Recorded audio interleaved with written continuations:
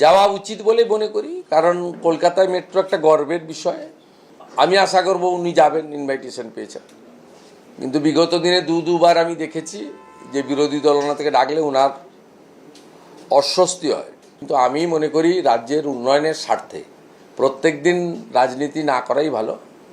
রাজ্যের উন্নয়নের স্বার্থে সবাইকে এক জায়গায় থাকা উচিত। মানে অন্তত এই এত বড় একটা উন্নয়নের যজ্ঞে প্রধানমন্ত্রী আসছেন, আর ওনারা স্থানীয় স্তরে ভারতীয় জনতা পার্টির কোনো বিধায়কদের, সাংসদদের জেলা স্তরে, বিডিও স্তরে ডাকেন না।